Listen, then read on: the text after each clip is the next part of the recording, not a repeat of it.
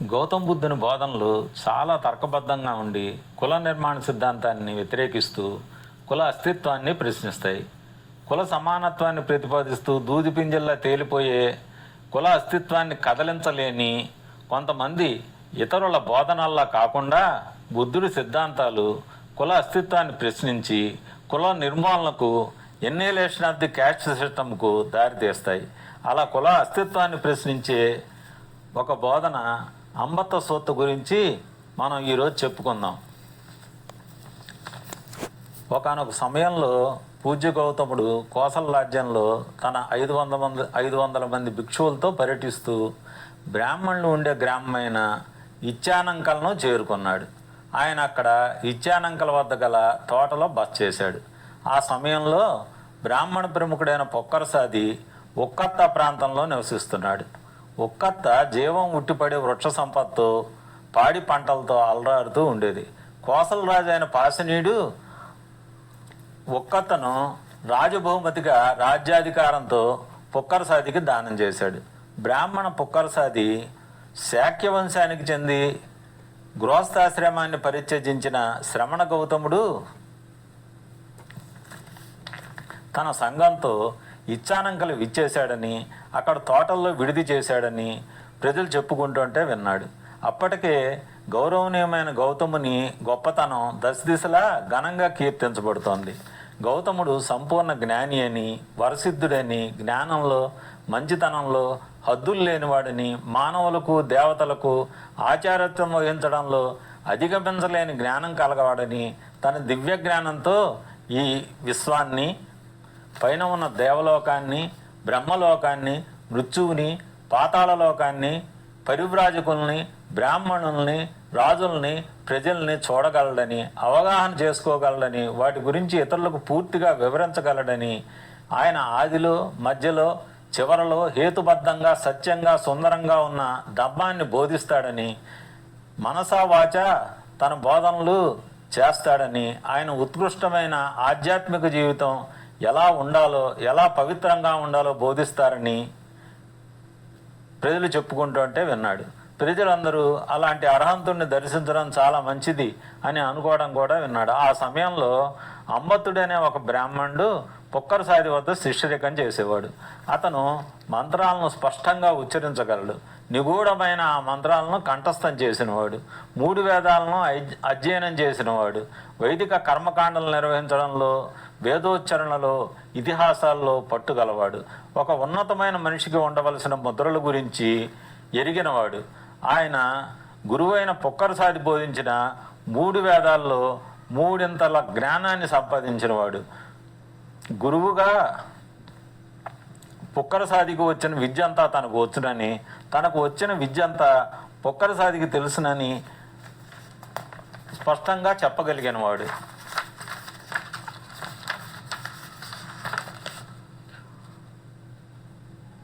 పుక్కరసాది తన శిష్యుడైన అంబత్తుని పిలిచి ఈ విషయం చెప్పి, అంబత్త, శ్రమణ గౌతముని వద్దకు వెళ్ళి ఆయన గురించి ప్రచారంలో చెప్పబడుతున్న విషయాలు యథార్థాలా కాదా అన్నది విచారించు అని చెప్పాడు.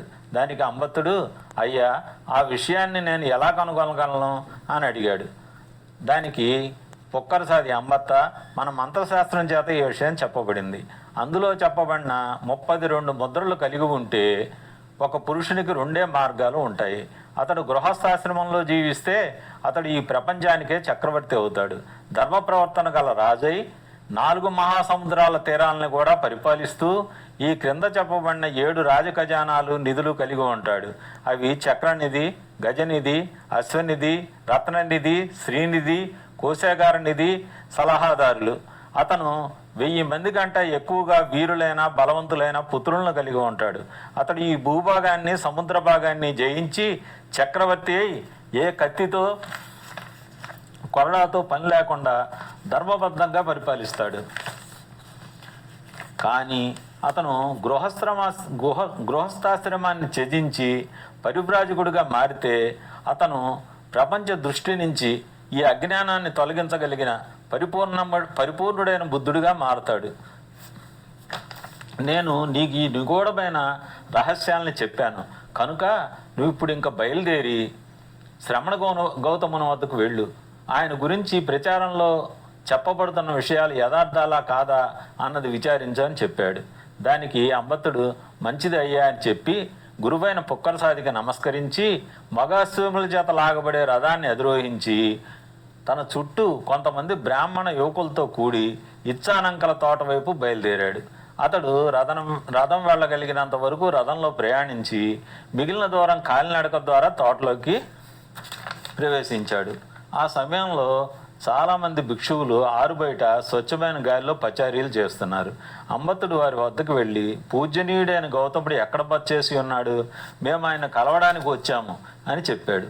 అప్పుడు ఆ భిక్షువులు, యువకుడైన అంబత్తుడు ఒక పేరుగాంచిన కుటుంబం నుంచి వచ్చినవాడు, పేరుగాంచిన బ్రాహ్మణుడైన పుక్కరసాది యొక్క శిష్యుడు కనుక బుద్ధ భగవానుడు అతనితో మాట్లాడడానికి ఏమీ ఇబ్బంది పడడు అని తలచి, అంబత్త, ఆ కనిపించేదే బుద్ధ భగవానుడు విడిది, ఆ తలుపు వేసినదే ఆయన విడిది, నెమ్మదిగా వెళ్ళు, తలుపు తట్టు, బుద్ధ భగవానుడు తలుపు తెరుస్తాడని చెప్పాడు. అంబత్తుడు వారు చెప్పిన చోటుకు వెళ్ళి తలుపు తట్టాడు. బుద్ధ భగవానుడు తలుపులు తెరిచాడు. అంబత్తుడు తను అతనితో వచ్చిన బ్రాహ్మణ యువకులతో కలిసి లోనికి ప్రవేశించాడు. వాళ్ళందరూ గౌతముడికి గౌరవవందనాలు సమర్పించి వాళ్ళ ఆశ్రమంలో కూర్చున్నారు. కానీ అంబత్తుడు అటు ఇటు తిరుగుతూ అనాసక్తకరంగా ఒక గౌరవవందనం చేశాడా లేదా అన్నట్టు గౌరవవందనం చేశాడు.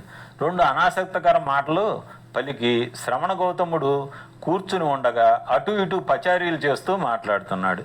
దానికి శ్రమణ గౌతముడు అంబత్తునితో, అంబత్త, అనుభవజ్ఞుడైన ఉన్నత శ్రేణి ఉపాధ్యాయులతో మాట్లాడే విధానం ఇదేనా?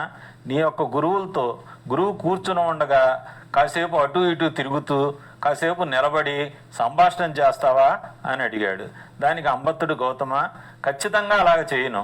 ఒక బ్రాహ్మణుడు నడుస్తున్నప్పుడు మాత్రమే అతనితో నడుస్తూ సంబోధించాలి. కూర్చున్న బ్రాహ్మణునితో కూర్చుని సంబోధించాలి, నిలుచున్నప్పుడు నిలుచుని సంబోధించాలి, పడుకున్నప్పుడు పడుకుని మాత్రమే సంబోధన చేయాలి. కానీ శిరోముండనం చేయించుకున్న పూజారులతో, సరైన సన్యాసులు కాని వారితో, నీచమైన నల్లజాతి వారితో, సమాజం చేత వెలివేయబడ్డ వాళ్ళతో నేను ఇప్పుడు సంభాషిస్తున్నట్టు సంభాషించడమే సరైన విధానం అని సమాధానం చెప్పాడు. దానికి శ్రమణ గౌతముడు, అంబత్త, నీ మొరటతనానికి అవిద్యే కారణం, నువ్వు పొందిన శిక్షణ సరైనది కాదు అని చెప్పాడు. అది విన్న అంబత్తునికి చాలా అసంతృప్తి కలిగి కోపం వచ్చింది.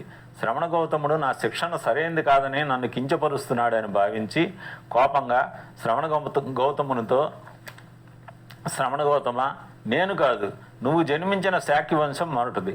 శాక్య వంశస్థులు బ్రాహ్మణులను పూజించరు, విలువ ఇవ్వరు, ఎటువంటి బహుమతులు ఇచ్చి గౌరవించరు, అది సరైన విధానం కాదు అని చెప్పాడు.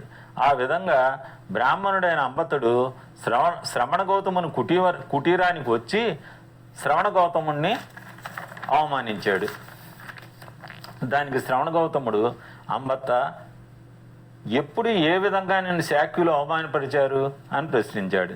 దానికి అంబత్తుడు, గౌతమ, నేను ఒకసారి పనిపై కపిలవస్తు నగరం వెళ్లాల్సి వచ్చింది. అప్పుడు నేను శాక్యుల మహాసభకు వెళ్ళాను. అక్కడ చాలామంది శాక్యులు ఉన్నారు. వారిలో యువకులు, వృద్ధులు కూడా ఉన్నారు. వాళ్ళు ఆ మందిరంలో పెద్ద సుఖమయమైన ఆసనాల్లో కూర్చుని ఉన్నారు. నవ్వుతూ తుళ్ళుతూ మాట్లాడుకుంటూ ఒకరినొకరు వేళాకోళాలు చేసుకుంటూ సరస సల్లాపాల్లో మునిగి తేలుతున్నారు. అది ఎలా ఉందంటే వాళ్ళు నా గురించే నవ్వుకుంటున్నారని నాకు అనిపించింది. ఒక్కరు కూడా నాకు గౌరవంతో కూర్చోమని ఆసనం ఇవ్వలేదు. ఇది చాలా ఇబ్బందికరమైన పరిణామం. ఇది గౌతమ, శాక్యుల మర్యాద. శాక్యులు నీచ జాతి వారు. వాళ్ళు బ్రాహ్మణులను గుర్తించరు, విలువనివ్వరు, బహుమతులు గౌరవం ఇవ్వరు అని చెప్పాడు. ఈ విధంగా అంబత్తుడు రెండవసారి గౌతముని ముందు ఆయన వంశాన్ని కించపరిచాడు. దానికి శ్రవణ గౌతముడు, అంబత్త, సహజంగా చిన్న పక్షి పిల్ల కూడా దాని గూట్లో స్వేచ్ఛగా దానికి నచ్చినట్టుగా కూస్తుంది. కపిలవస్తు శాక్యుల పుట్టినిల్లు. వారి మహాసభలో వారు స్వేచ్ఛగా ఉండడం సహజం. అంత చిన్న విషయానికి శాక్య వంశాన్ని అంతటిని నిందించడం సబబు కాదు అని చెప్పాడు. దానికి అంబత్తుడు, గౌతమ, మనుష్యుల్లో 4 శ్రేణులు ఉన్నాయి. బ్రాహ్మణ, క్షత్రియ, వైశ్య, శూద్రులు. బ్రాహ్మణులు కాక మిగిలిన మూడు శ్రేణులైన క్షత్రియ, వైశ్య, శూద్రులు బ్రాహ్మణులకు అనుచరులై ఉండాలి. శాక్యులు నీచులు, వారు బ్రాహ్మణులకు లోబడి ఉండాలి. కానీ వారు బ్రాహ్మణులు గుర్తించరు, విలువనీయరు, గౌరవించరు అని చెప్పాడు. ఈ విధంగా బ్రాహ్మణుడైన అంబత్తుడు శ్రవణ గౌతముడు శాక్య వంశాన్ని మూడోసారి కించపరిచాడు. దానికి శ్రవణ గౌతముడు బ్రాహ్మణుడైన అంబత్తుడు పదే పదే శాక్య వంశాన్ని నీచమైందని కించపరిచే ఉద్దేశంతో ఉన్నాడు అని మనసులో అనుకుని అంబత్తునితో, అంబత్త, నువ్వు ఏ వంశానికి చెందినవాడివి అని అడిగాడు. దానికి అంబత్తుడు, నేను కన్నుహుణ్ణి అని బదులు చెప్పాడు. అప్పుడు గౌతముడు, అంబత్త, నువ్వు నీ వంశవృక్షాన్ని, గతంలో నీ వంశం పేరుని, నీ తల్లిదండ్రుల వైపు నుంచి చూస్తే శాక్యులు నీకు యజమానులు, వారి బానిస స్త్రీకి జన్మించిన వంశం నీది అని చెప్పాడు.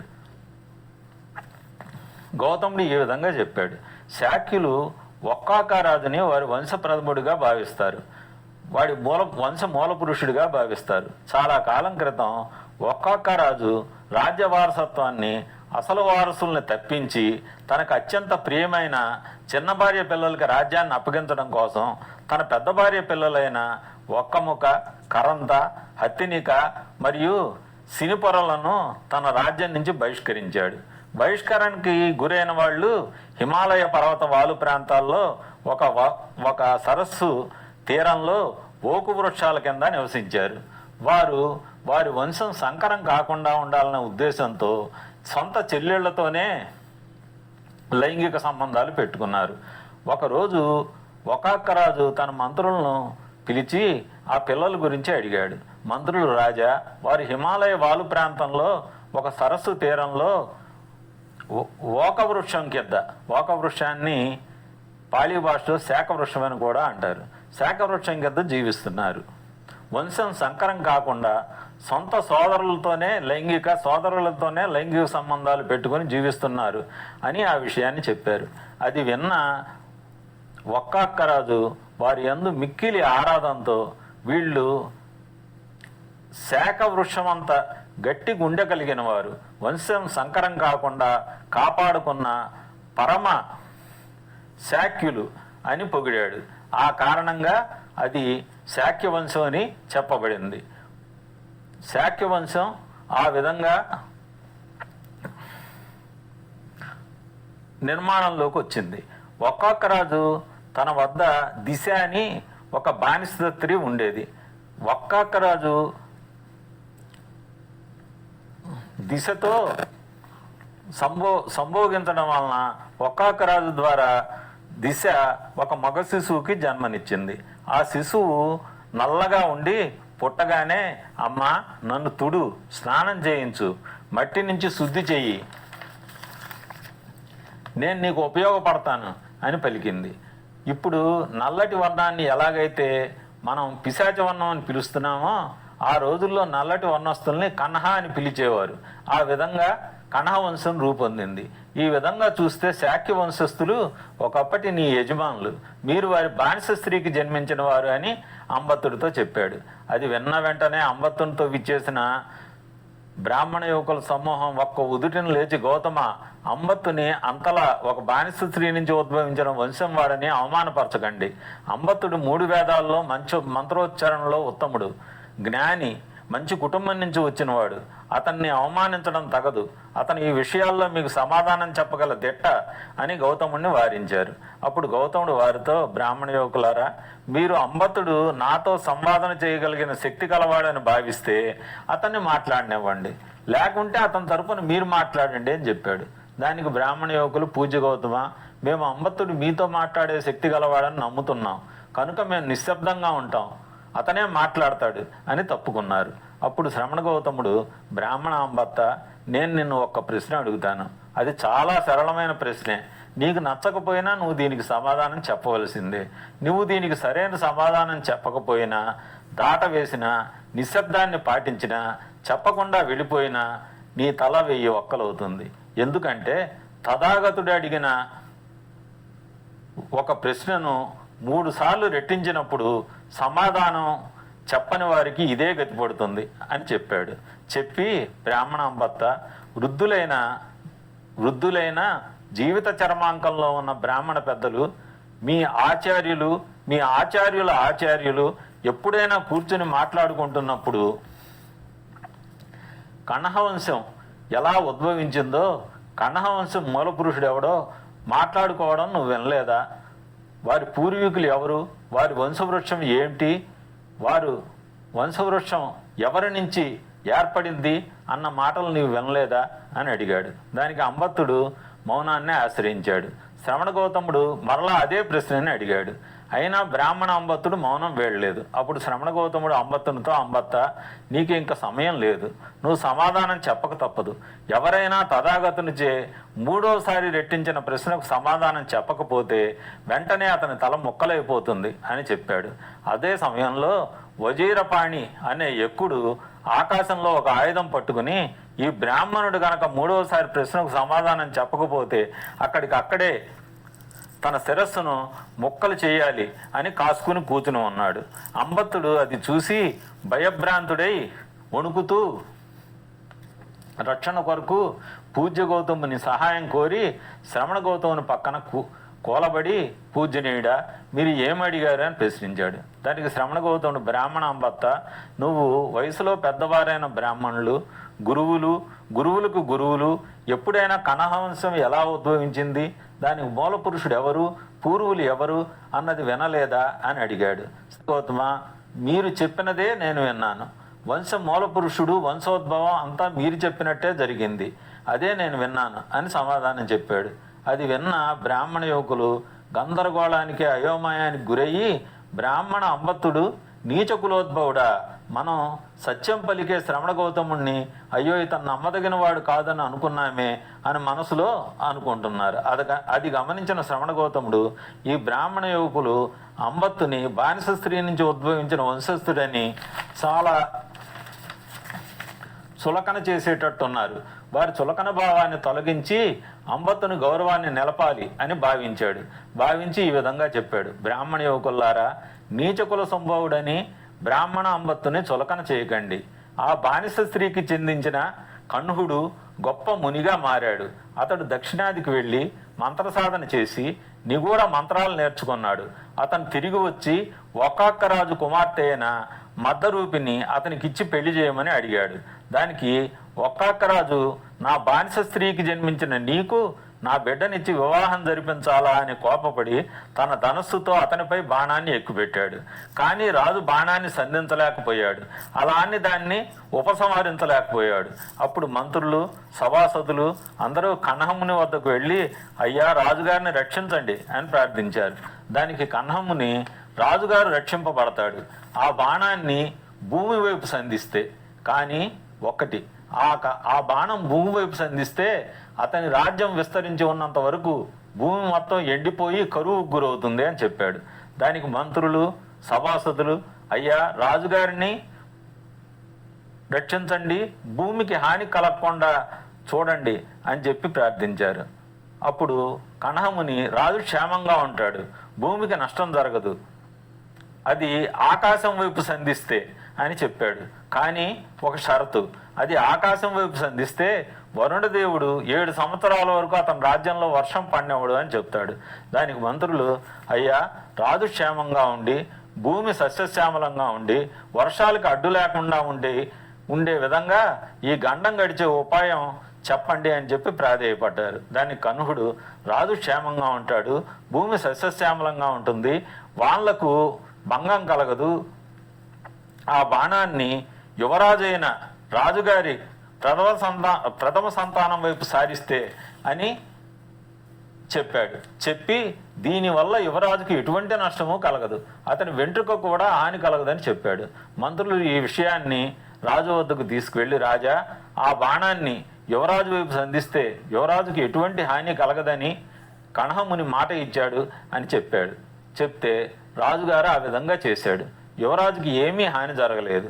ఇది చూసి భయభ్రాంతుడైన ఒక్కొక్కరాజు తన కూతురైన మద్దరూపిని కణ్హుడికిచ్చి వివాహం జరిపించాడు. కాబట్టి బ్రాహ్మణ యువకులారా, మీరు బ్రాహ్మణ అంబత్తుని నీచకుల సంభవుడని తక్కువ అంచనా వేయతగదు, కణ్వముని మహావీరుడు అని చెప్పాడు. అప్పుడు శ్రవణ గౌతముడు అంబత్తునితో, అంబత్త, ఒక క్షత్రియ యువకుడు బ్రాహ్మణ యువతిని వివాహం చేసుకుని బిడ్డని కంటే బ్రాహ్మణులు ఆ బిడ్డకు ఆసనాన్ని ఇస్తారా, త్రాగడానికి మంచినీళ్ళు ఇస్తారా అని అడిగాడు. ఇస్తారు గౌతమ అని అంబత్తుడు సమాధానం చెప్పాడు. అప్పుడు ఆ బిడ్డకు వేదమంత్రాలు నేర్పుతారా అని చెప్పి గౌతముడు అడిగాడు. నేర్పుతారు గౌతమ అని అంబత్తుడు సమాధానం చెప్పాడు. అంబత్త, వారి స్త్రీలను చూడనిస్తారా అని అడిగాడు. చూడనిస్తారు గౌతమ అని చెప్పి అంబత్తుడు సమాధానం చెప్పాడు. అలాగే వీడు ఆ బిడ్డని పవిత్రోత్సవంలో పాల్గొనిస్తాడా అని అడిగితే ఆ బిడ్డని క్షత్రియులు పవిత్రోత్సవంలో పాల్గొననివ్వరు గౌతమ అని సమాధానం చెప్పాడు. అప్పుడు గౌతముడు, అలాగే అంబత్త, ఒక క్షత్రియ స్త్రీతో ఒక బ్రాహ్మణుడు బిడ్డను కంటే బ్రాహ్మలు ఆ బిడ్డకు నీళ్లు ఆశ్రయం ఇస్తారా అని అడిగాడు. గౌతముని ప్రశ్నకు అంబత్తుడు ఇస్తారని సమాధానం చెప్పాడు. అంబత్త, ఆ బిడ్డకు మంత్రాలు నేర్పుతారా అని అడిగాడు. గౌతమ, నేర్పుతారు అని అంబత్తుడు సమాధానం చెప్పాడు. అంబత్త, స్త్రీలను కనపడకుండా చూస్తారా అని అడిగాడు. అప్పుడు దానికి గౌతమ, స్త్రీలను కనపడకుండా చూడరు అని సమాధానం చెప్పాడు. ఆ బిడ్డకి క్షత్రియులు పవిత్రోత్సవం చేస్తారా అని అడిగాడు.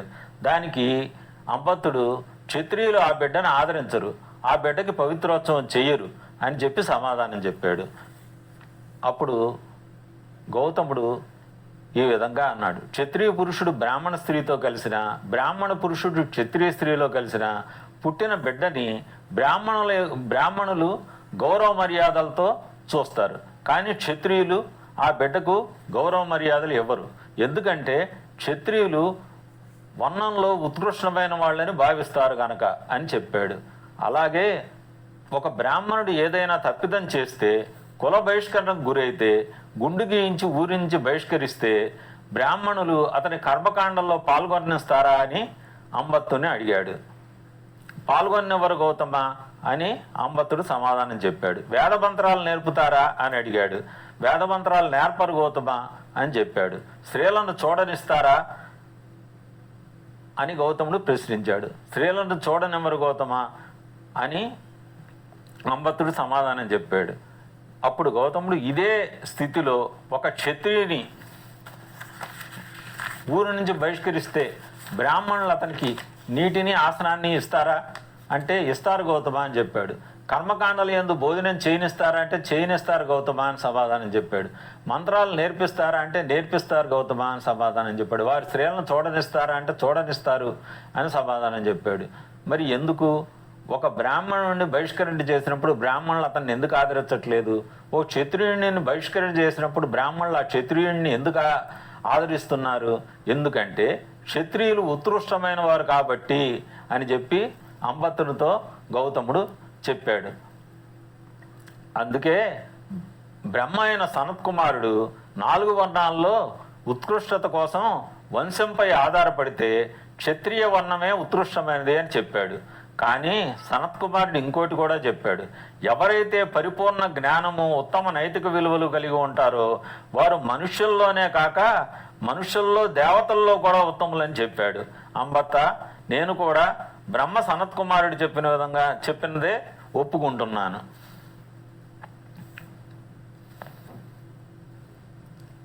నాలుగు వర్ణాల్లో ఉత్కృష్టత కోసం వంశంపై ఆధారపడితే క్షత్రియ వర్ణం ఉత్కృష్టమైంది. కానీ ఎవరైతే పరిపూర్ణ జ్ఞానము, ఉత్తమ నైతిక విలువలు కలిగి ఉంటారో వారు మనుషుల్లో దేవతల్లో కూడా ఉత్తములని చెప్పబడతారు అని చెప్పాడు. ఈ అంబత్త సూత్రలో చాతుర్వర్ణ వ్యవస్థలోని డొల్లతనం బయటపెట్టి బుద్ధ భగవానుడు జ్ఞానము, ఉత్తమ నైతికతలు ఉన్నవారే ఉత్తమ ఆధ్యాత్మిక ఫలితాలు పొందగలుగుతారని సనత్కుమార బ్రహ్మ చెప్పిన పదాలు వక్కాణించాడు. ఆ పిమ్మట అంబత్తుడు మిక్కిలు సంతసించి అత్యున్నతమైన నైతికత, జ్ఞానం ఎలా సాధించాలి అని చెప్పి బుద్ధ భగవానుని ప్రశ్నించి బుద్ధ భగవాన్ని ఆ మార్గం చెప్పమని వేడుకున్నాడు. అది ఆ మార్గం గురించి మనం రెండో భాగంలో చూద్దాం.